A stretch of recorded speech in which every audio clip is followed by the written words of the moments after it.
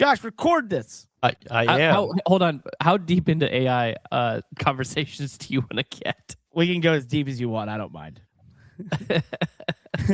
Let's do it because our producer is falling way behind, and I just have one thing to say to him: ain't gonna make it. Get with the program. Get with the program. Ain't gonna make it. It's all. If you're going against this stuff, oh boy, good luck. Yeah. Josh, that was your wake up call. Yeah, no, I mean, I literally told you I use it. I just don't pay for it, but that's fine. So Algos. So because this is the start. This is how we have to kick off the race season. We're dusting. Should we do an intro and then get into it? Good God. Welcome to the Money Lap. I kind of look up mid taco bite. You don't know disappointment. Talking all things motorsports by two real drivers. I appreciate being called a gritty driver. With many, many years of experience. We've had to do that other people didn't want to do. The most dedicated host in the motorsports podcast world. Weren't we supposed to have somebody come on our show as a guest? No, we did it. Did we? Yes. Yes, for our 1 year anniversary. And we definitely know what we're doing. Remember, talk through your mic. I'm talking past it like this. Well, if you just pointed it differently. Like, never mind. Never mind. Oh, Never mind. Let's the talk about standards race mic. cars. God's This sakes. is our worst show ever. We are really bad at this now. Good God. Welcome to the worst motorsports show in the world. All right, let me do a quick intro, and then we'll just get into it. How about that? Whatever, dude. Yeah, man. Whatever. Let's just not do it. F it. We're back. The Money Lap with... Wait, I screwed that up. What do we do? I couldn't remember my intro. Let me try one more time. We're back. I've always wanted to say that. It's the Money Lap. I'm Parker Klugerman, joined, as always, by my good buddy, Landon Castle. We got producer Joshua Mendoza here with you. And Josh, this is pretty crazy. You've been doing this with us, and Landon, 4 seasons. This is our 4th year doing this. We have committed 4 years ago, to doing an episode almost every single week during the race season. We committed many years ago, but we didn't actually start until 4. We committed, but never actually did it. No, we've literally done 35 plus episodes a year, which is absolutely insane. If you knew the behind the scenes of how disjointed and unorganized we are, the fact that this ever comes together where you and I are on these calls at the same time, including Josh, just boggles my mind. But thank you all for listening, joining with us for the last couple of years. We've grown a lot, and we're going to continue trying to. Well, try is maybe just try to have a show each week would be the biggest thing we're going to attempt. Nonetheless, we have another season. It's 2026, Landon. We're heading into it. We have cheat sheets on our format notes to remember everything from last year. The simple things like, what, do they turn left or right on an oval? That is a good point. But how many tires are on a image, NASCAR? 7. So Am close. I close? 5. Okay. Damn, I knew it. Spare. You forgot the spare. There's You always always that 5th wheel is the grip wheel. Really is what it is. Yeah, Yeah. it is. Yeah. It is. So we're embarking on this again, and I don't know if we have anything new, exciting, or cool. We're just gonna keep doing things. How about this? Well, hold on. Is that new, exciting, or cool? We have new graphics. If you're watching on YouTube, look at that. That's amazing. Yes, and we are presented by Spoiler Diecast going forward. Our good buddies there. We'll still have those great, wonderful, well thought out, connected ad reads by Mr. Landon Castle. But every show this year is brought to you by Spoiler Diecast. SpoilerDiecast.com. Check them out. So we do have that. Sounds good to me. That was your cue to talk. So we're kicking off our season, and we've talked about we're just dusting ourselves off. What's everybody's motorsports algo right now on social media? Because mine is virtually non-existent. No, it's not. I have nothing on Twitter, X, whatever you want to call it, which is really the only one I go on. I really avoid the others and kind of took a break from Instagram and the other ones. It just felt like it was more of a job than anything else in recent months. But to your point, I've been pretty heavy in the AI world. You and I both have been in that with like the open claw agents. And so we've been creating those in our personal lives, in our businesses, whatever, which have been really intense to try and make. And they have incredible ability, which is this whole new world is insane that we're entering into. And it just feels like a complete paradigm shift in our life. Like if you have to think about transformative technologies in our lifetime, it's the internet, it's the maybe cell phone essentially in the iPhone, and it's AI, right? And like we're living through these incredible times where things are changing. Because of that, though, to your point, if I go on Twitter right now, I have to search really hard to see racing content. And so my question is that a reflection on us, or is that the algos? Like, is that what NASCAR is up against right now? Oh, I think it's 100% the algos. I think it's a reflection on us. Like, what are we clicking on? But once, like, the new Twitter algo is like, if you click on something, it's like, oh, you like that? Here's more. Yeah, and it's not like, oh, we know that you're broadly interested in NASCAR, so so we're gonna feed you NASCAR content, even though you haven't consumed or seeked out any NASCAR content in the last 3 days or 3 weeks, even, right? Like, yeah, you haven't looked at NASCAR content in a week. Forget about it. Doesn't even exist. That won't even. There's like, right. It's a great point because it is odd. Like you'll go on there, like Daytona 500 qualifying is happening today and practice happened, right? So we're recording this on Wednesday, February 11th, by the way, in the afternoon. I didn't realize Daytona 500 was this week. Well, you wouldn't though, because I had, if the only reason I know practice and qualifying is happening is because obviously I'm so involved in the sport. And I was like, I even had a question this morning. I go, wait, when's practice today? And I had to go search it out. And then I had to be like, what time is qualifying? And you just have no idea. I wasn't even getting the tweets from people who are there. And like the ones I would expect to be getting are Jeff Gluck, Bob Pockris, right? Jordan Bianchi, like Jenna Fryer, your core media personalities. Mm-hmm. But it's rare when they actually pop up in my feed right now. Yeah. What Landon, question. Yeah. You've been big into football lately. Do you feel like the Super Bowl this year was less hype than it's been in the last years as well? Because I'm thinking this is greater sports, not just motorsports. Because I felt like it was I don't less. know. I think it's just the algos. Because I was in. I mean, we followed it, but like, yeah, we were into football, so it's like it was on our radar, and it was in the football season. And I mean, I don't consume a ton of football content, but it was in my algo for sure. So, Josh, to your point, I had no idea who was even playing in the Super Bowl till we went down to Miami for a couple days last weekend. And I was with some friends, whatever, and they brought it up, and I had to ask, who's actually in the Super Bowl? I had no idea. None whatsoever. Once the Giants fell out, and that was like game 3, they sucked. I just tuned out. But I didn't know anything about who was in the halftime show. That didn't show up in any of my stuff. So like it is an odd time where we're like the algos are siloing us into such a echo chamber that to escape it is really difficult. And it is our like litmus test right now. It's the zeitgeist, right? Like we don't read papers. Hold on. What? I want to correct something very specific, and this is where I tie this back to NASCAR and my sort of empathy to the NASCAR, to the challenge that the NASCAR marketing team has to face to get eyeballs on the sport.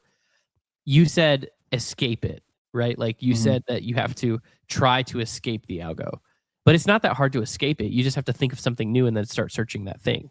The challenge is for an outside entity to get into your algo. What is NASCAR to do? How do they get it? How do they get back into somebody's algo? How do they even know that they lost somebody's algo? Right? Yeah. So like, how do they know what to do to get back into my algorithm, which all the ingredients are there. And I suppose I'm just going to start picking up on it, and the creators are going to start posting more. But like, it's just insane to me that like there's no NASCAR content in my algorithm in the last 2 months. And That is, yes, it's odd. there's no racing. I get it. But like, there is nothing. I'm sure I missed stories and all kinds of stuff because it's just like, it just goes totally dormant. It's so weird. It's going to be, until they change these again, it's going to be a challenge. For whatever reason, they all went down this path of like, it feels like Instagram's very similar, by the way. If you click on one thing, it then just feeds Snowballs. you that. Yeah, it just feeds you that same thing in, a Right. massive amount that you're like, okay, I get it. I was kind of interested in that. Like, I really liked golden retrievers running around the snow. Now everything on my feed is just golden retrievers running in the snow. I'm like, okay, I get it. The worst one is when you sit on a reel to read the comments because the comment section is just going to be hilarious to read. And then suddenly that's all your feed is now. You're like, that was one clip. I don't want this for the rest of my life. Please leave me alone. That's it. We just have to go back to traditional media, I guess. I don't know. On your guys' point, I wanted to ask you, at the end of the motorsports season last year, what was your personal vibe towards motorsports? Were you ready for a break? Could you keep going? What was where was your headspace around motorsports at the end of the season last year? I could Go have ahead. kept going. I could more race cars for me is always fine. I think I watched, like when we were in December, I watched some Dubai 4-hour, 12 hour. I can't remember what it was, to be honest. 12-hour, 24-hour for a little bit. Like I checked in on things. So I was curious. I think I was too wrapped up and focused on the lawsuit that it was like, and I was the end of the season was a little bummer for me with the caution, and I don't know. I was okay with it being over. Yeah. Interesting. This year I'm signed up to do like 33 weekends of TV, I would say, give or take. So test me at the end of this year. Ask you in July. Yeah, ask me in July how I'm feeling so far. This is About every year for racing. you. Hey, Last year at the beginning of the year, you were like, I have so many weekends. I am so ready for the season to be done. And then end of the season comes and you're like, I want more. Let's do more. I know, it's just sort of an addiction at that point. One thing back to the algo deal, Landon, what you and I both had massively viral tweets when we went off, when we clicked off in our break from Money Lap. What were they about? Nothing to do with racing. Yes. It was travel. They were about travel. And funny. I would like it to be known, mine hit about 1.8 million views. Yours was like a paltry 1.4, 1.6. Right. Like, can't believe you even consider that viral. But I was laughing so hard because I was taking off from this flight from France. I went over to Italy for 2 weeks to see my girlfriend, and awesome trip. But I'm getting on this flight from Paris to Gaulle back to New York, and this whole influencer thing went down where I watched this girl and a guy. She sat down in the business class pod that was across from me. Humble brag, by the way. And I saw her sit down. He took some photos. She stands up, looks at the photos, doesn't like them, sits back down, does more photos, gets back up. And at this point, there is a line of people. They're holding up the whole line of people trying to board. Mind you, we're also already delayed because of snow and everything that was happening over there. And I realized she then stands up, looks at those photos, and continues walking to the back. I was like, oh my God, I've never seen this. So I put it in a tweet. There was a guy who ended up he was probably 2 people away from me standing in the deal. And once he figured out what was happening, he rolls his eyes and just looks at me and uses a lot of expletives to be like, dumbest thing I've ever seen in my life. And I was like, that's insane. So I tweet this thing, I take off, and I'm landing, and I don't have Wi-Fi till like an hour to go. I kind of think oh, I'll get the Wi-Fi see what's going on. And You I don't get Wi-Fi with your business class seat? no, not an American. No, you Oh, gotta buy it. tragic. Actually, but I was recently on one and it was free. So they've done something. It was sponsored by AT&T. On American? Yeah, down in Miami. It was free and on the way back.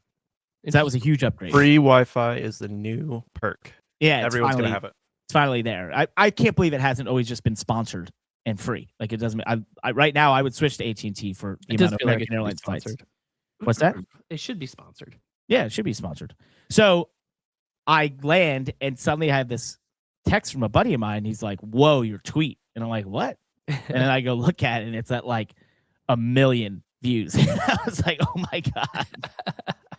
So then you, like a week later, do a tweet about travel, which was a crazy story, if it was true, and same thing happened. Yeah. What was mine even about? I don't even remember the tweet. Oh my god. Hold on. 1 second, Landon. People give It was anything. about your keys, and they brought them to you. That's right. Yes, our flight home from yeah, that was incredible. Great customer service. You're not gonna expand on it. Well, so we got off our plane and we were connecting through Denver back to Iowa, and we made it to our next gate, and we were literally about to board the flight, and I got a call and answered it and was like, hey, Mr. Castle, is so-and-so from United. We have your car keys. And I was like, I didn't even know I was missing car keys. And it was my wife's keys that had fallen out of her purse in our seat. I mean, this call came through, could not have come through at a better time. Like the most perfect timing to save us from getting on the flight that would take us to Iowa. We would have been just so separated from being able to get home. And it was an evening flight too. We would have landed at 9:00 at night and had no keys. Oh my gosh. Disaster. Bad deal. Not knowing where they're at. No, but didn't they figured it out because they saw them near your seat and the flight attendant Yes. put 2 and 2 together, figured out your name, Yep. called you, and then they brought them to you or whatever? That's at what the they next did. gate? Yeah. That's Yeah. insane. Like Absolutely they must have been right under the seat. Like so lucky. You got to think about that. Like they fell out of a bag and didn't slide up a row. Yep. Apparently. Because like they found them close enough to our seat that they just said, all right, let's look up, who's in this seat, and called me directly. That's Incredible customer service. Yeah. I mean, to think like the urgency, that's just like an experienced gate agent. Yep. Because any other human being might have been like, oh, okay, yeah, I got to finish this manifest here and then I'll call these people in 5 minutes. It's like, no, they're like, oh my gosh, that is a well-trained operation. That's awesome. Really cool. So, Really impressive. That tweet went viral. Yeah. Well, slightly. But some of the tweets I thought should go viral did not go viral. I had a couple as well where I'm like, oh, this is going to catch the algo.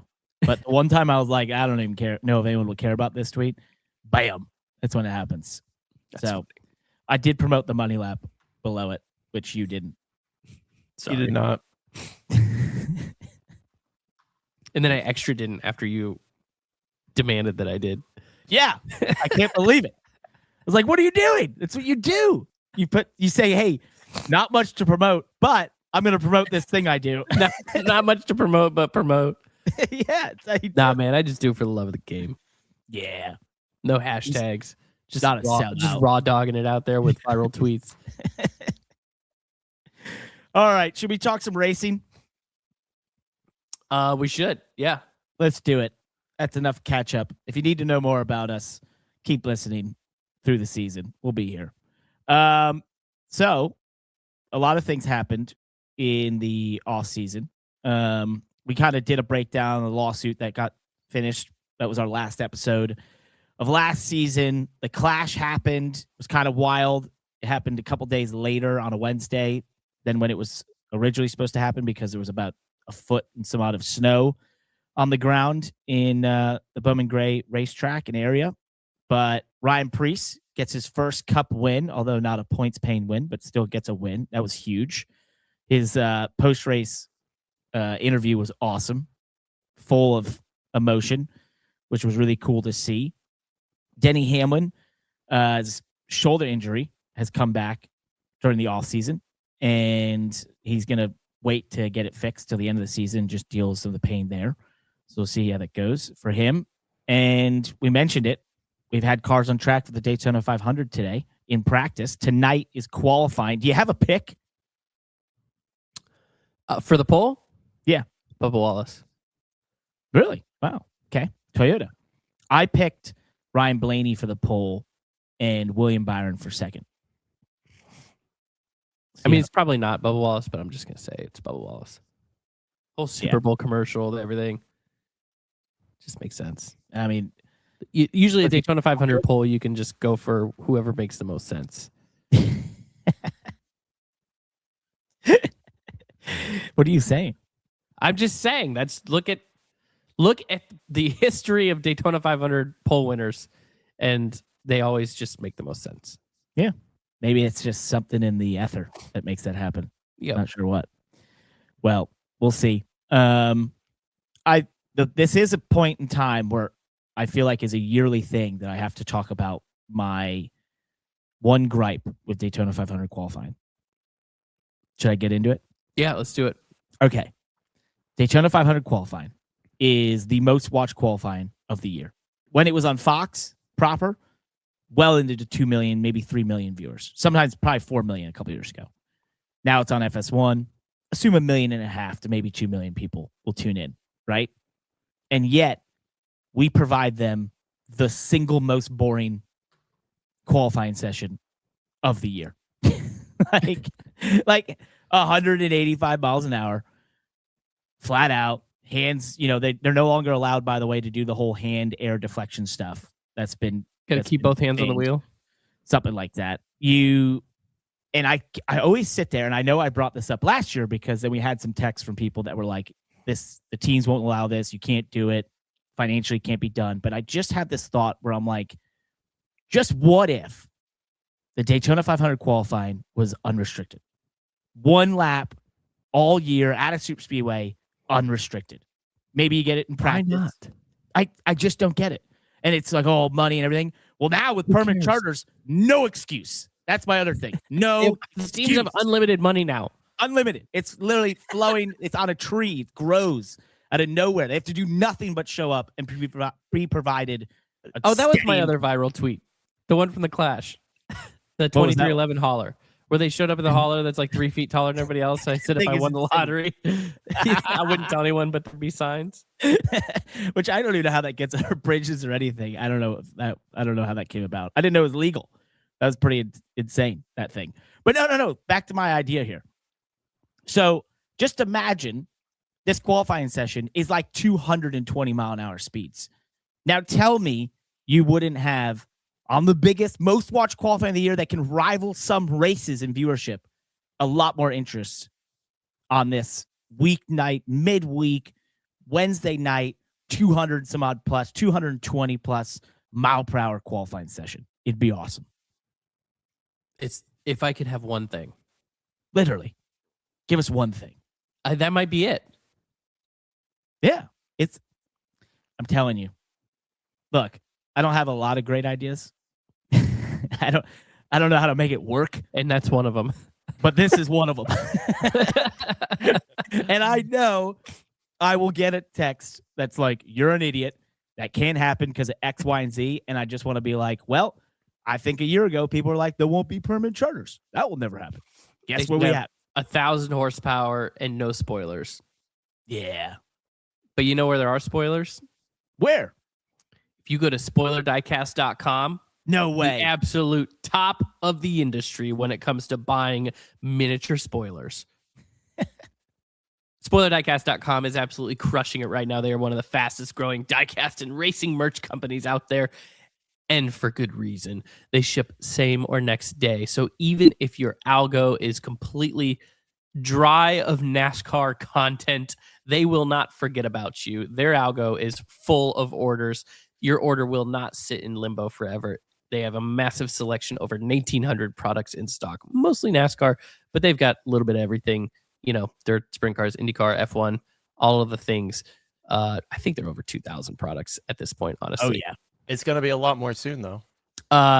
Huge promos going on at spoilerdiecast.com. If Parker Kligerman wins the Daytona 500, everything on the store is free. So use promo code MONEYLAP, cash in on Parker, hopefully winning the Daytona 500.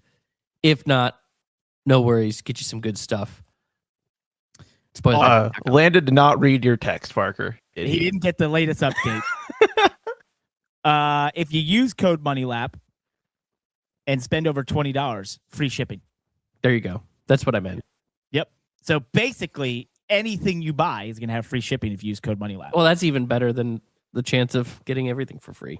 Yeah, well, if I were able to win the Daytona 500, considering I don't have a ride, nor did I just do first practice, nor will I be You're qualified. like, I'd buy everything on Spoiler Diecast. I will literally buy everything on Spoiler Diecast, and I assume I'll have some great prize money split in my deal because I was not supposed to be there.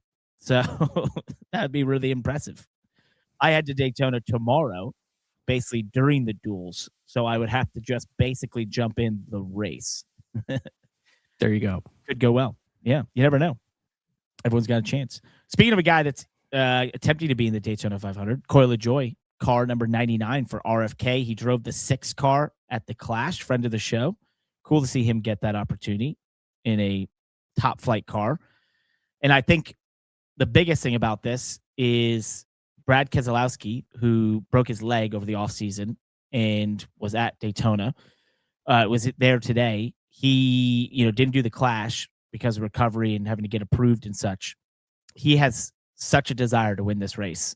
And if you look at his comments in the last couple of years, he has talked about having to have partners, right? And he and Chris Buescher have worked really well together. Him and Priest have worked well together. But there's power in numbers, and so I think this is literally Brad saying, if we put another car out there with someone that can push, I could win this race, right? And so Coyle Joy gets the opportunity in a great car. We'll see if it works out for them. It'd be quite a story for Brad. Are you suggesting that this was done for Brad to win the race? Is there a directive? I'm not going to say it's a directive, but I'm going to say that power in numbers, for sure. Yeah. I think if you have 3 teammates instead of 2, that's just a better scenario for you towards the end of the race if they can survive, right? More chances that you're going to have that partner that's going to be able to push you in the most pivotal laps at the end. So I think it's a trend. If, Danny ends up racing at 23:11 one day, trying to win another Daytona 500 or something, though he's obviously won it. So I don't know if that would be a great comparison, but a driver who maybe hasn't, who owns a team, I could see them doing that sort of thing for sure. What does the go or go home situation look like this weekend? You've got 44 cars, Josh. 45 cars. 45, but Jimmie Johnson has the open exemption provisional. So there could be 41 cars essentially in the race. There will be 41. There will be 41 cars. That's right. They changed it. So there will be 41 cars. So basically, you've got 3 cars or 40. You have 4 cars. Math going. is easy. What's that? Math is easy. Yeah, help me out. I can't remember what I was doing here. You have 4 open cars. I'm just waiting patiently for 4 my spots question to get answered. 4 spots. Yeah, 4 spots. 4 spots that are available. So there you go. You have 8 cars going for 4 spots. Yeah. Yes. Okay. There you go. We figured it out. Come to us for the just most knowledge possible about how this sport works. I'm not even sure if my question got answered. This show sucks. Why do we do it? Oh man. So anything notable on the open field? Good question. That's yeah. So Justin Allgaier returns with Junior Motorsports again this year in order to try to attempt the field. Corey Heim in the 67 for 23:11. Hey, 67. Yeah, there you go. Casey Mears in the 66. Jimmie Johnson in the 84, but he will be in the field with the open exemption provisional. Chandler Smith in the 36 for, what is that, front row? Yep. Then you have BJ McLeod in the 78, JJ Yaley in the 44, Anthony Alfredo in the 62, and Corey LaJoy in the 99. So those are all notable. Yeah.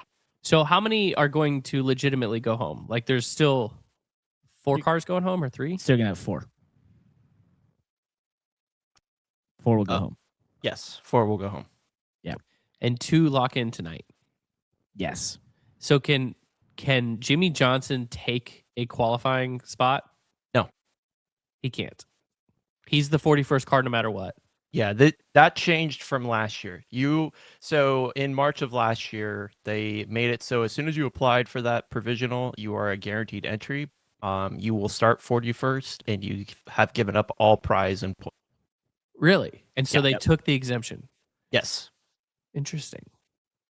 What would you do? That's That's a lot of money. So I was thinking that it's That's the biggest, not a insignificant decision. where we were going to get into this. It's the largest purse in Daytona 500 history, over $31 million. If you just spread that out equally, that's $756,000 per car. Yeah, but as an race- open car, they don't get chartered. No, not quite the same. But you'd have to think it's probably 400 to $500,000 there just to Right. get in. So, I think in his position, the sponsorship they have probably is just more important, right? That he's in the race. So why not? But I think if you're any of the other cars mentioned there, one, they probably wouldn't get it. It's made for. Can I get a little bit more? I'm making a lot of assumptions here that is Okay, going to well, make yeah, if just cut anybody me from off. Legacy listen to this, they're going to cringe and want to correct the record or whatever or defend. But This was so- Landon saying it. let's just so this is me talking. So just think about this for a second. For that team, like to give up $400,000 knowingly before they signed up, like they knew when they signed up, like, hey, we're gonna have to give up this $400,000. I'm just gonna make an assumption because of how I've worked with race teams my entire life. They didn't just eat that. Somebody else is paying for it. Right? Well, Like they that had was to sell part of that my around their sponsorship or whatever. So just think about how much more that sponsor is having to pay to field this car because the team said, hey, we can do it, but Let me go one step further. yeah. Why do you think they're paying for that? What if that partner is obviously helping the main 2 cars through the whole season, sort of thing, and this is just part of the deal? Could be, I guess. It could all be sort of washed in there. See what I'm saying? Could it also not be a hope that they can make it in on the other 2 cars by having a third car to work with? Hmm. I mean, is Yeah. it really worth $400,000? The Daytona 500. I mean, 2 cars it versus could be. 3. Yeah. No, I could see that. So yeah, why not? Sure. We don't know the answer, but I think it's somewhere in there. That would be the calculus, knowing race teams and why they make these decisions. Plus, Jimmie may have just wanted to race and not have the pressure of having to make the race. Yeah. Could be another part. He's Benefit basically of- being rewarded for his 7 championships. Hey, bud, thanks for your commitment to the sport. Here's your reward. You want to race in Daytona 500? There was no, F1 driver trying to do it. Here's the open exemption provisional. Come race. It's fair. Yeah, I think that makes sense as well. On the other side of that spectrum, speaking of drivers sort of having a long-term presence in the sport, Carson Hocevar announced that he has signed a long-term contract with Spire that they quote is into the next decade, which puts him past 2030. So one of the longer-term contracts we've heard in a while, especially for a young driver like him in a burgeoning team like Spire. Pretty interesting. Yeah. You get permanent charters, you get long-term contract. Interesting. Funny how that works. It's definitely interesting. Yeah. No idea what the financial side is, but I'd have to think it's some sort of tiered approach there. Josh brought up his tweet. What did he said it? He was asking if they would sign a lifetime contract. That is youthful naivete. Good for him. Yep. Good for him. He's an interesting. I made this proclamation last year. I came up short where I said he was going to win a race. This year, I'm sticking to it. He's going to win a race. He's not going to let me down this year. Does he win a race in the first half of the season? Yes. Wow. He wins Atlanta. Is what he does. Wow. Next year. He wins Atlanta. Just Next watch. week? Yeah. Okay. Yeah, just watch. Watch. But you know what it won't do for him this year? We haven't discussed this. The championship format, no longer winning, you're in. The chase is back. Consistency over the whole season. Most important now. Yeah, let's go over that for a second. Okay. For those of us whose algos are not NASCAR related. So it's essentially the chase as before. You know, you have 26 races to lead to the last 10. Right. The one that everybody complained about. Yep. You have 16 in it. But the way you get seeded from when your position at the end of the, you know, it's not quite a regular season anymore, but call it a regular season, to make the chase is a pretty big gap to the 16th place car. And the NASCAR said the math that they've run basically says if you get in to the chase in 16th, you're going to need the most heroic run in those 10 races to be able to fight for the championship. So you can make the chase. The points don't reset, or they reset with a huge gap. Is that what Yeah, you're they saying? reset with a huge seeding gap. Yes. The gap is 2,000 to 2,100 points. Yeah, it's 100 points. Yeah, so it's a 100-point diff. And a win now is worth a big amount more. 55 points. Yeah, so total with it's 75 points if you win both. So they these weighted the stages. wins a lot heavier instead of saying win and you're in. Exactly. Yeah, but you don't. There is no such thing as playoff points anymore. Those Yes. are gone. Thank the Lord, by the way. Never made sense to me that we had two different point systems happening in one deal. Yeah. Simplify it a little bit. Simplify it. I will say this. You know, we've talked ad nauseum last year about playoffs for full season chase, everything. But I'm so glad, and I know they made, if you're a longtime listener, you'll know how proud I was of this. The fact that they brought the chase name back. I hated playoffs. I know why it was done, which was to connect to general sports fans who understand the term and nomenclature of playoffs. But NASCAR owned the term chase. They had this thing that was uniquely theirs, and they just tossed it aside. And I was like, what are we doing? I am very, very glad, if nothing else, that name is back. Never should the word playoffs have been there. So we basically just we did the chase. We migrated to what we've had over the last few years, and then we're like just migrating back to the chase. And then even with this whole like 55 points to win a race instead of whatever it was, It was 40 previously. 40. So we're just like migrating back to the Latford system as well. So it's going to be 175 points to win a race. Like 5 years from now, NASCAR is going to be like, huge announcement. We've done a lot of digging. We've redesigned the point system. Here's the plan. No, so in 185 to win.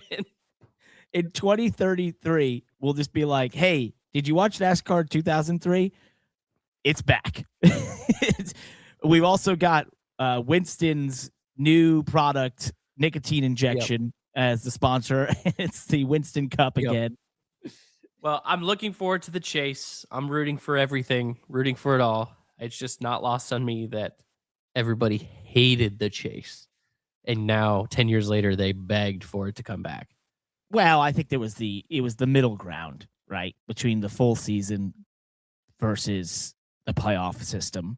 And I don't hate it. I liked that term. And I think if you think from this lens, which is kind of crazy, that, you know, Josh, who works on, is, you know, our producer here. How old are you, Josh?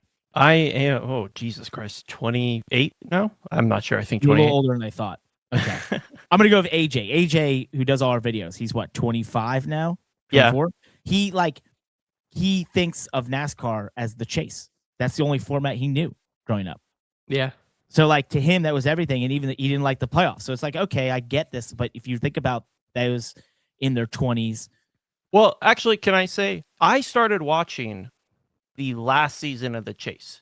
I watched the Brad Keselowski Jimmie Johnson duel, but every season thereafter, I've been playoff. I did not grow up in the chase era, so I've only known the playoff era essentially. Interesting. Okay. So what's your thought? Do you like it? I'm incredibly excited. For me, I had one season where I really didn't know what was going on of the chase to really comprehend what was so special about what was happening at the time. But now, after reliving the playoff era, I'm excited for something new. Now, it may be old, but for me, this is something new. The only connection I really have to the chase is the 2005 NASCAR chase for the Cup game.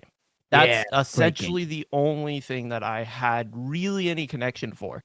And when this got announced, it actually brought some reinvigoration of excitement for the new season. I was feeling pretty down at the end of the last year. So, okay. Interesting. Yeah, I can appreciate that. Well, I'm glad it's back. I think it will be cool. I think it, I got asked this today. I did a big radio media tour today for CW. It's like 2 hours long. You go on 20 different radio stations. It's kind of a wild thing. And I forgot my point. What was I going to say? Landon, what was I going to say? I have no idea. Code MONEYLAP at SpoilerDiecast. Use code MONEYLAP at SpoilerDiecast. Where was I going with that? I had a really good point to make, and it's just evaporated from my brain. We were really prepared for this. We have all these show notes, and it's just not in there. It's not jogging the memory. It's not bringing it back. Where was I going? Chase, media tour. Wow. Young people watching new format. People, that feels closer. Oh, I was asked. Okay. It came back, boys. My brain is back. Get it out. Yeah. Okay. Let me get this out real quick. They asked this question, which was, will the crown jewel races now go back to being important for just winning the crown jewel, right? Because one of the gripes of the playoff winning your own system was you'd win the Daytona 500, and then within 30 seconds, the first thing you're talking about is, wow, we're in the playoffs. And it's like, this is the Daytona 500. That should matter more than anything, right? And my thought there was, really interesting question. Does it happen right now? Do we think the winner of the Daytona 500 is going to feel bigger because this coming Sunday, because suddenly they're not locked in to the playoffs or whatever? No. But I said, give it 5 years and maybe 7, and suddenly you will feel that way. Races will suddenly feel just bigger by themselves. And it's going to take time, but it will. So I do think in that case, it's just a massive step forward. And you, just not to make you repeat yourself, but your thinking on that is because the commentary in that moment will just be about the race. It's not going to be like, and he's in the playoffs. Yes, and the driver getting out and being like, wow, I won the Daytona 500. This is awesome. I'm excited because I won the Daytona 500. Yeah. It's not like you're not trying to juggle two priorities at the same time. Exactly. That's my. I'm just gonna say it was a great points day. How long is it going to take for the media to get on the out of Latford system? It was a great points day on the Latford system. Thank you guys. Appreciate it for bringing it back. How long for the media to get out of the routine of thinking about the postseason from the first race of the season? 2 weeks. Short memory. I mean, listen to the show. we can't remember what we ate late this morning. You know what's possibly an exciting thing to look forward to with this is for those who have an early season win to know that they're not safe. Yeah. Still got to put a year together. Right? Like, and I'm not to just pick on somebody, but like pick a driver that has had early season wins in the past that made the playoffs. They get Josh Berry last year. He would have been like 32nd in points. Had he not won Austin Cindric or somebody like that. That's just like, hey, glad you got your win, but you got to keep going. Got to keep going. That's the part that definitely will be interesting. And think about an SVG who came over here under the pretense of this, winning, a race and being in the playoffs. And now it's going to be about putting a whole body to work together. Now, I think there was some math done that he probably would have. He would have been the 16th seed. Yeah, by just barely. Yeah, but he won 5 races. I So, know. But yeah, that's not good. Like that's tough. His job is tougher. That just means he has to do what he did last year. Has to. No choice. Yeah. Can't well, just I win think one of his them. You got to oval, win all of them. well, but his oval prowess is going to just increase True. massively. He's So, going to and be getting better. you saw that at the end of the year. So I think he's actually in a good position because you have the chance of winning 5 races that, he's the favorite for. So I think that'll be interesting. I think for Connor Zilic, who probably could be his closest competition on those road courses, if what he's done the O'Reilly series is anything to go by. And for him, it's a tougher deal because, it's back to the idea of how do you evaluate a rookie? Is he 21st in points? That's a good season. We used to always say back in the day, a 21st to 24th in points for a rookie was a really good season. Then with the playoff stuff, it became if you could win a race, then you're finishing way higher, and it skews the whole metric of what's considered a good season points-wise. That resets with him, so that'll be interesting to watch. Do we see changed a lot of things? Do we see the return of old school rivalries? I feel like the last couple of years there hasn't been true rivalry because you can always overcome a major incident with a win next week. Whereas this now you can't do that anymore. So that's a good conversation too. That is a really good one. And my immediate thought, though, when you first started that was, okay, Josh, put on your Oakley glasses and get on Facebook. But then you redeemed yourself with explaining it the way you did, which was really interesting. I would think so. Yeah, a little bit. You know what? Where rivalries also, the only thing I'll combat that with, where they really stemmed from, if you look back in the day, was that when you had 8 cars that were just so much faster than the rest of the field, right? Or 2 guys, when it's Dale Earnhardt and Jeff Gordon, who were so much faster in the field at times, they were naturally going to meet each other at the front in positions battling for a win, right? The one thing to go against what you said is that never in the history of NASCAR have we had more parity in terms of the ability and closeness of the field and the ability for those teams to win races. So I think that hurts it because parity is really cool, but you have a guy who might string off 3 wins and then run 20th for 4 weeks, right? Because how close the field is.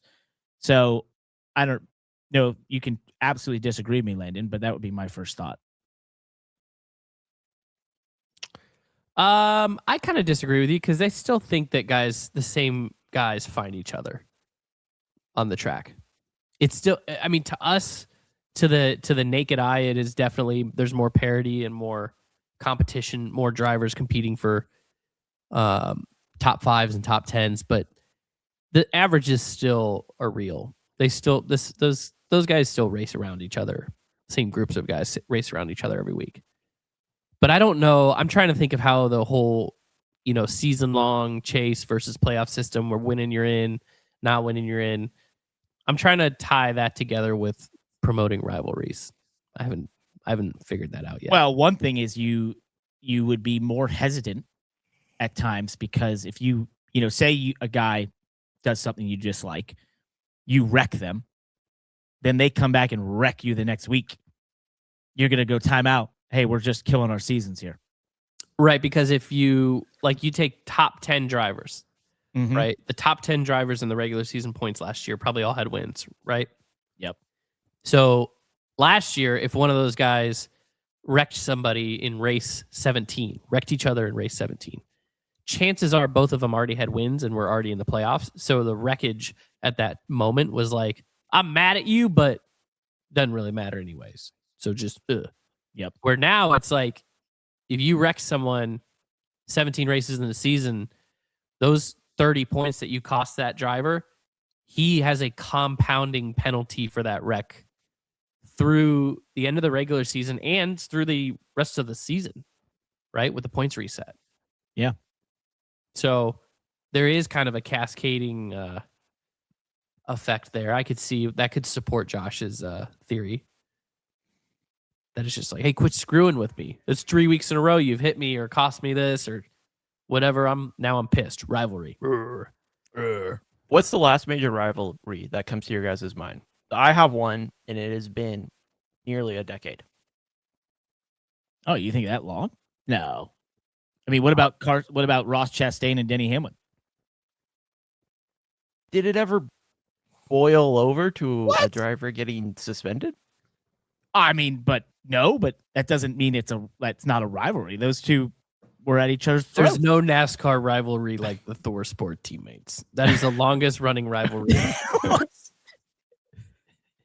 The last major rivalry for The me. the longest running rivalry to that is Ohio State versus Michigan.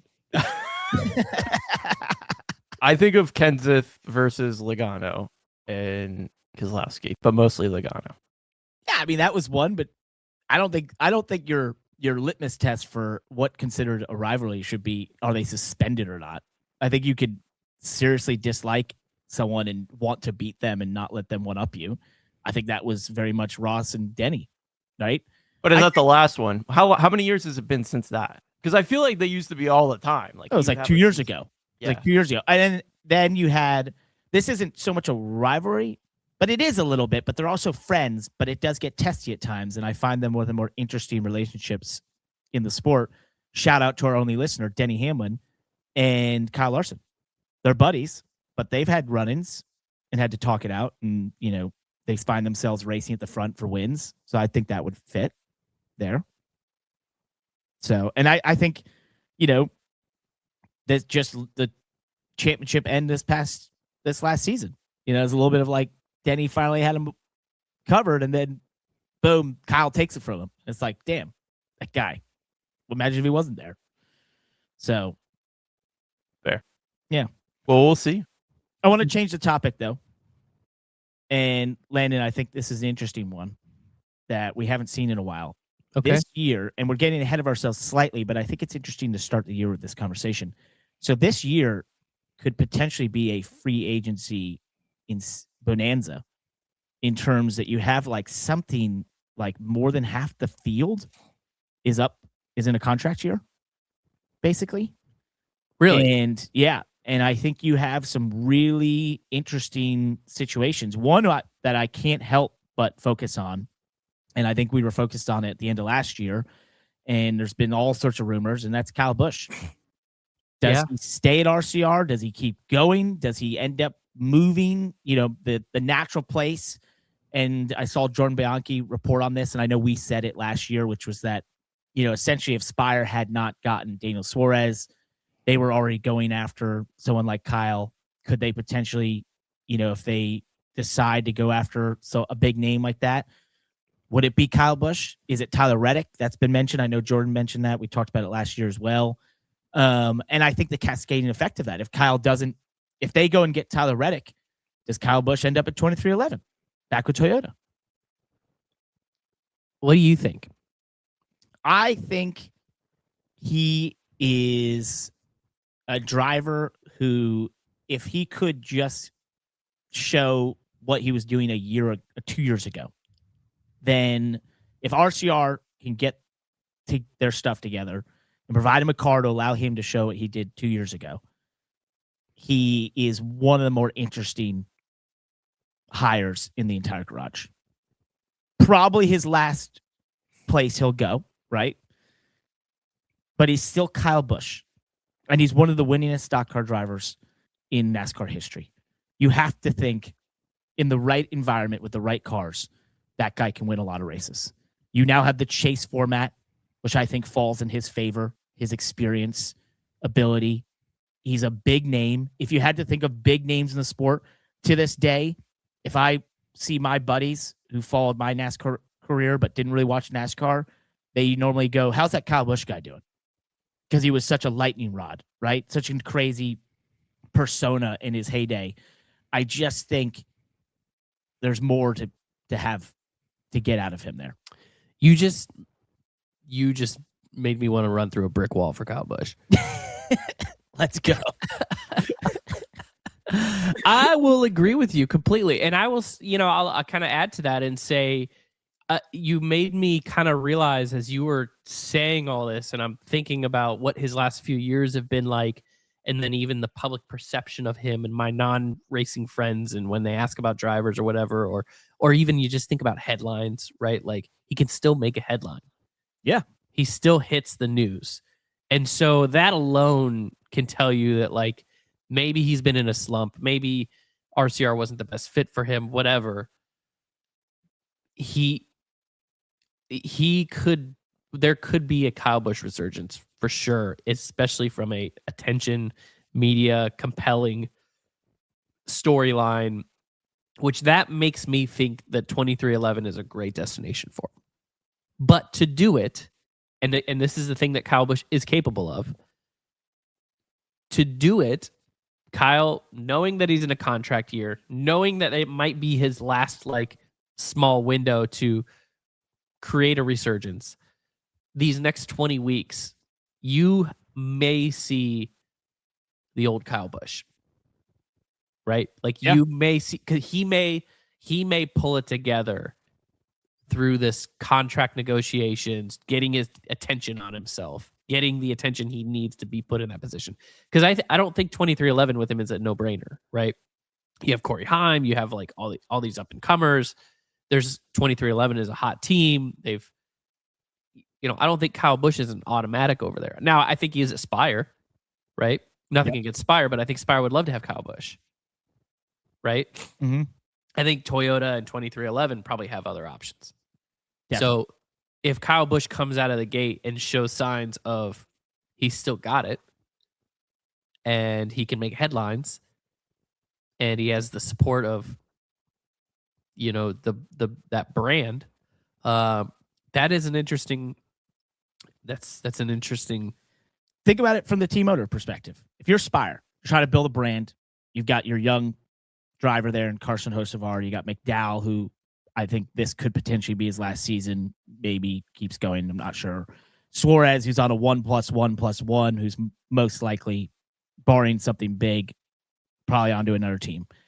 I think if I'm in the ownership position there, I'm thinking I want a big name. I want to get attention. I want sponsors. I want a guy who can still go compete, who's going to bring headlines, and I'm going to get him for half price of what he was 3 years ago. And if he's 70% as good as he was, that's a win for 3 or 4 years, right?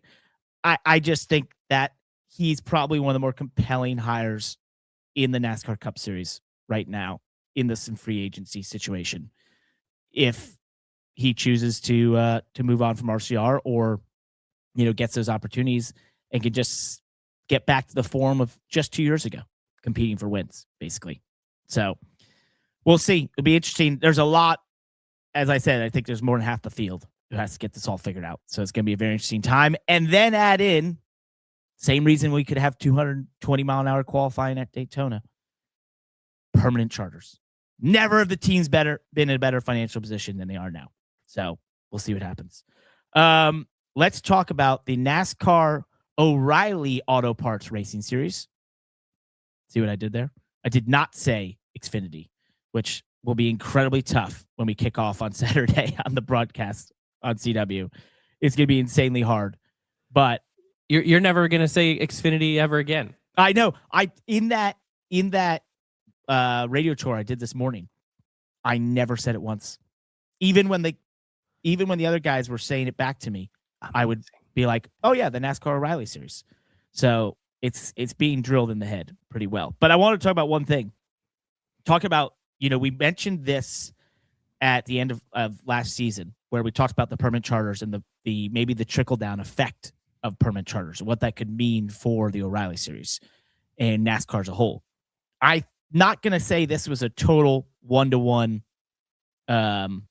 reaction to what happened, but if you look at the O'Reilly series right now, in the midfield, you have teams like Sam Hunt, who went to 2 cars. You have Jordan Anderson Racing, which went to 3 cars, got an RCR Alliance. You have Viking Motorsports, went to 2 cars, got an RCR Alliance. You have Jeremy Clement's team, historically a family-run team, horrifically under-budgeted, right? Just grinding their way season after season.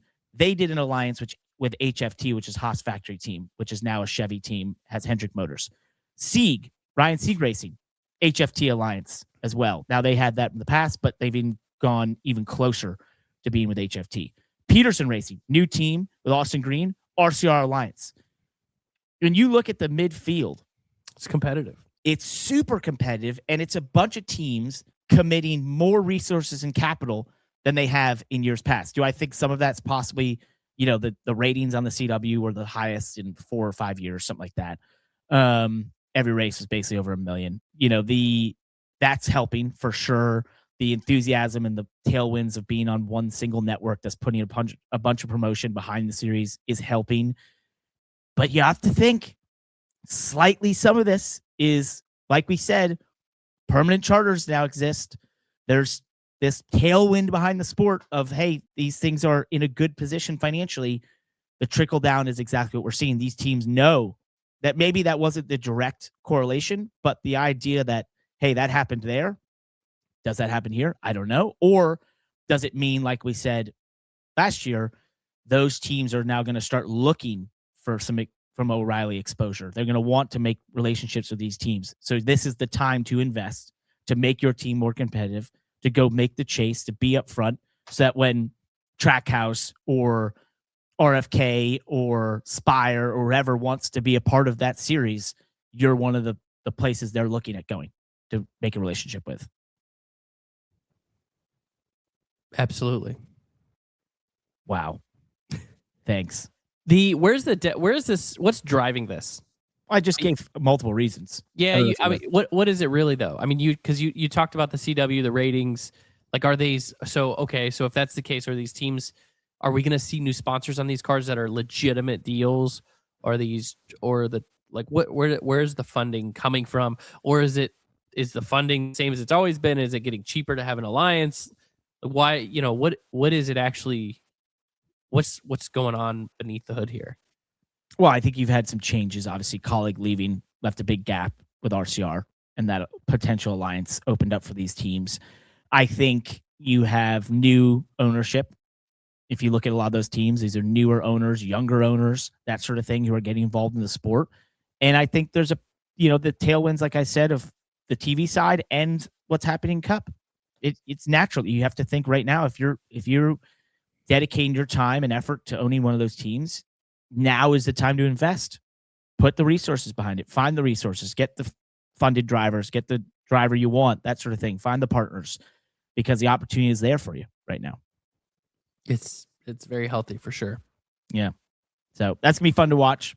I will be in the booth for a majority of those races. So if you like listening to this show, you can listen to more of me there. But should we talk Formula One? Oh, yeah.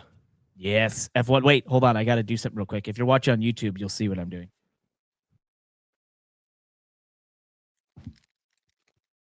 Oh.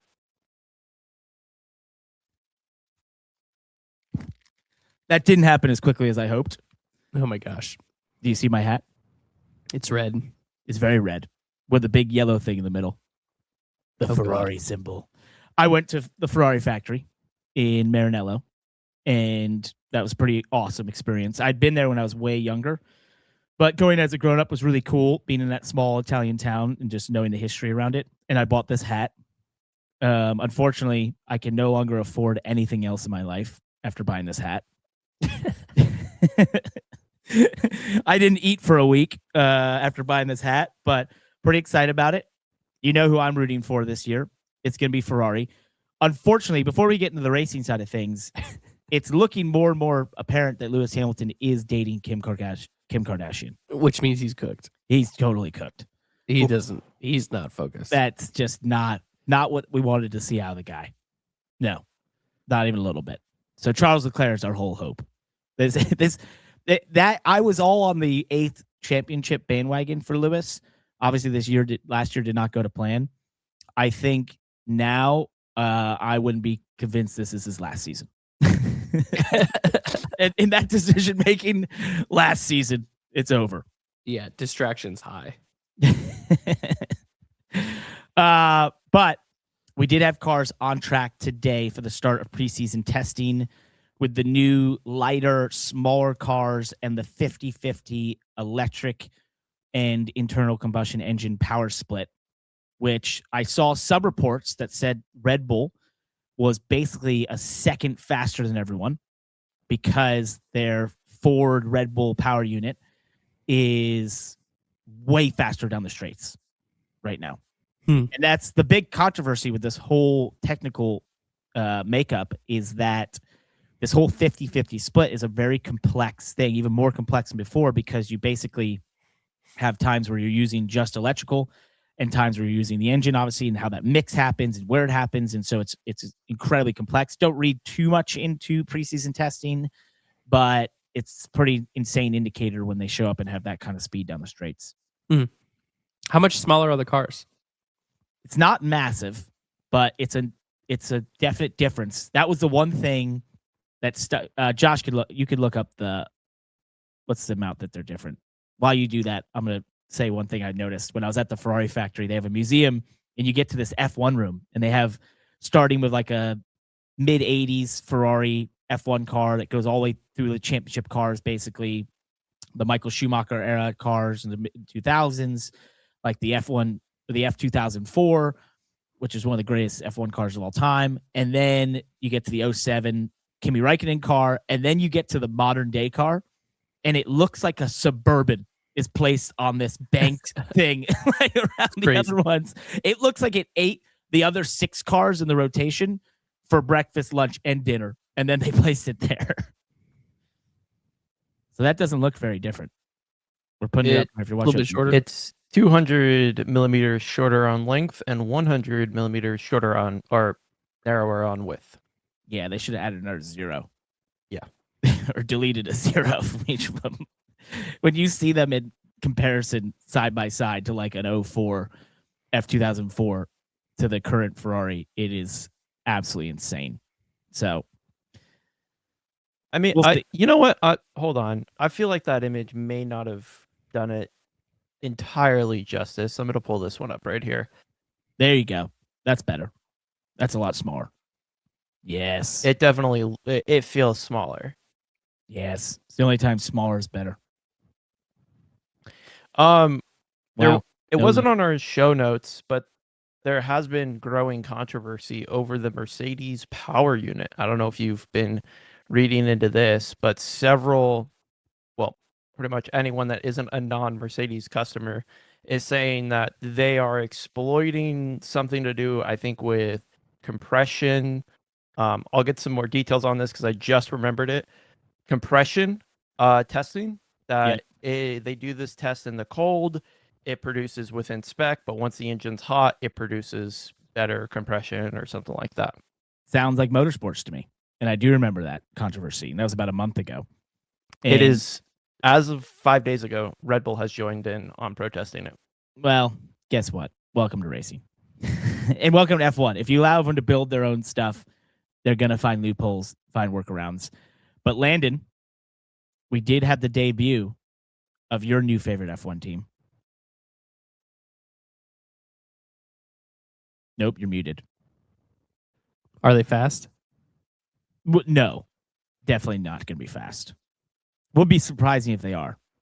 Do you want to say who they are? Cadillac is there with the most underwhelming livery possible. What? I'm sorry. No.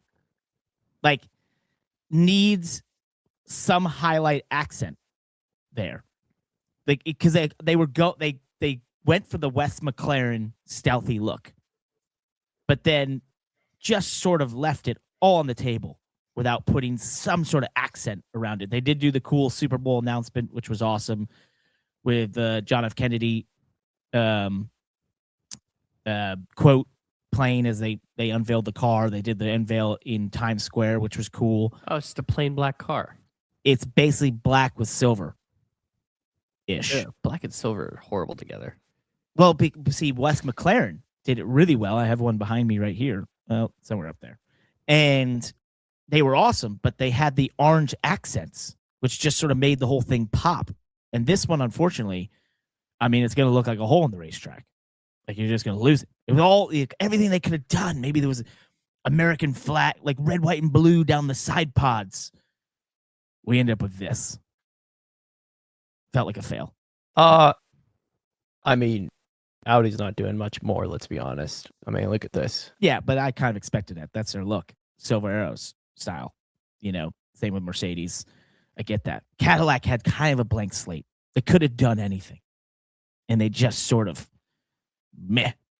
So anyway, we'll see how they do. Be cool to watch their progress and how that progresses through this season. We also have the new active aerodynamics, by the way. No more DRS. X mode and Z mode, movable wing systems. So we'll see how that does. How is it different than DRS? Well, DRS was basically, you press that button in the DRS zones, it opened the flap in the rear wing. And now it's sort of like where they're active aero when you're following other cars. You can add more front wing so you can get closer sort of thing. And then I think they have sort of with the new power unit system, you basically have like a push to pass essentially style thing. Is that correct, Josh? I'm looking this up because we'll get the answer. Like I said, come to us for the most knowledge possible. And so X mode can be run at any time, whereas DRS was you had to be within one second in a designated zone. X mode, any straight of 3+ seconds, no time differential between a driver in front. And I thought you could also, you had like where you could adjust the front wing or something, so like you could have a mode where you're following a car, so you could add front downforce. Did I read that wrong? You might have. This was literally first sentence that I read. Just the quick alert. Okay. So, got it. We have to get the answer. Anyway, who was fastest today in testing? Lando Was he? was. But you got Verstappen in second, Charles in third, and Esteban Ocon in fourth. But testing is testing. Well, we'll see. It's cool. It's cool to see the new Cadillac team, and these new regulations can be fun if someone gets it really, really right. In the IndyCar world, big announcement just a couple days ago. There's going to be the Freedom 250, the Grand Prix of DC, happening in the National Mall August 21st to 23rd to celebrate America's 250th birthday. That's going to be pretty cool. That is cool. Really cool. I was talking to some people in IndyCar, and I was like, man, they're really going to have to like get going to make this all happen. They're like, they were planning this 7 months ago. they just didn't know if it was actually going to happen or not and get approved and such. But I find that awesome. Question. Why not? Do you think NASCAR made a run at that? I don't know. You would think. Well, I guess kind of they have their own version of it because we're doing the race in San Diego. That honestly could have been the case. Yeah. Do you think, which one do you think is more premier? I think there's the DC one is cool, and that's, a very fun event sort of thing. But the San Diego one, leaning into the military aspect, I think is maybe a more sustainable event. In a lot of ways. For sure. The DC one could be a one and done, which they may not have been too interested in. Right. And I think the other side is, you have Dover right near, not far away from that. Richmond isn't super far. So right. They're kind of in that area already, whereas being in California, in SoCal, was probably more important for NASCAR. Good move, NASCAR. Yeah. So we've had a bunch of other stuff out there, but I think that's basically everything for our first money lap of the year. Just one other shout out. Jenson Button officially retired from professional motorsport in January, by the way. He was doing the endurance racing with Yoda Cadillac and doing other one-off stuff, and he's finally hung it up. 2009 F1 world champion. Great guy. That was what a run, what a career that he had. And one more thing, there's all sorts of names popping up for the St. Pete truck race, but Dario Franchitti is coming out of retirement. Nice. So that'll be cool to see. And I'm going to quickly do this. I just want to remind our listeners and viewers of what our picks were this year. We did this at the end, the last episode last year. We made championship picks. I picked Denny for Cup. Landon picked Denny. Josh picked Joe Logano. Dear. I picked Justin Allgaier. Landon picked Gator, which I assume is Justin Allgaier. Josh went for Jesse Love to go back-to-back. In trucks, I had Lane Riggs. Landon chose the only truck series driver he could remember, Grant Enfinger. and you had to pick your head up to know who it was. Josh had Chandler Smith in F1, sticking to my Ferrari fandom as of late. I'm Charles Leclerc. Landon's got Max Verstappen. Josh has George Russell. And in IndyCar, I've got Scott Dixon basically going off the sunset with, I'm not saying he's retiring. I'm just saying. So it's late in the career. I've got Scott Dixon. Landon and Josh both have Alex Palou. So Who's your see if we're pick? right. Who are our picks to win the Daytona 500, the O'Reilly Auto Parts race at Daytona, and the Truck Series race at Daytona? That's right. We have to do winner picks. Yes. 500. I'll take Kyle Busch. Oh, that was mine. I'm going Kyle Busch. I'm gonna go with Denny Hamlin. He's gonna get another one. He is gonna get retribution for the end of last year. I like that one. O'Reilly. Who you got? Is it an RCR powered car or an RCR powered car? Ryan Sieg. Wow. Ryan Sieg. That's an interesting one. Now, I have to make this pick on the pre-race show. And I was asked today, and I said I needed more time to think about it. Last year, I had Jesse Love early in the week. I picked him. It was Valentine's Day. Love was in the air. He absolutely was going to win. This year, I'm going to go with, it's got to be an RCR-powered car, Jeb Burton. Wow. Burton. Not You entirely unreasonable. You guys are, I love your guys' aestheticism for this, but you seem to have forgotten that one individual exists, and I hate to choose it because I don't love watching him race, but Austin Hill, he is absolutely going to dominate like he does every year. Austinville. And trucks. Who you got, Landon? Can you? Grain and finger.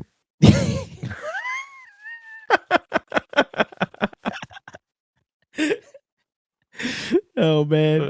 That's great. I'm going with the man driving the truck that I won and didn't win with in February of last year. That is Corey LaJoie. He's driving the 75 for Henderson Motorsports. Super excited for them. Excited for him. Keep it all rolling. Sad I'm not there, but for a lot of reasons, it just wasn't in the cards to happen this year with the 75. And he's going to go get retribution for us and win that race. Again, you guys are all in the right place, but Tony frickin' Stewart is in that field. He's going to come back from retirement. He's going to be like the Ritzmobile and just go right to the front and win it. He was on iRacing recently. Saw he had a YouTube video. He looked smooth, a bit shaky, but he looked smooth. I could see it. That guy's a master of that place. He's forgotten more about that place than most people ever know. So I like that pick. Well, we talked about him. We picked him to win, and thankfully, Landon, guess what? It's finally time. His time. Kyle Busch is here on the money lap. Our big kickoff. We waited. We buried the lead this entire time. We waited. We didn't want to give it away that he was going to be here on this show, and we have got him. Josh, bring him up. Here you go. Here is a oh, it's taking a second. I'm so sorry, guys. He's almost here. And yeah, here he is. I got a photo of him. Where'd he go? We did it. We did it. He's on it. Proud of He's you, on the Josh. show, Yeah. but he's not talking. No, I mean, I can move him up and down if you want. You Hey, told guys. me he was going to be on the show. Nice to meet you. I'm so excited to be here. Unbelievable. Another season and no Kyle Busch. We're just going to have to keep trying. Thank you all for listening, watching. We're terrible at this. Peace. Thank you so much for watching and listening to the Money Lap. If you like this show, please like and subscribe to us on YouTube. Share it with friends. We want to spread the word of great motorsports shows, of which we're somewhere up and around there. I'm not exactly sure where, but nonetheless, You can also reach out to us anytime on across social media or at our website, themoneylap.com, or at our email, friends@themoneylap.com. And of course, you can always leave us a review. 5 stars gets you on this very show. Thank you so much for listening and watching. Goodbye.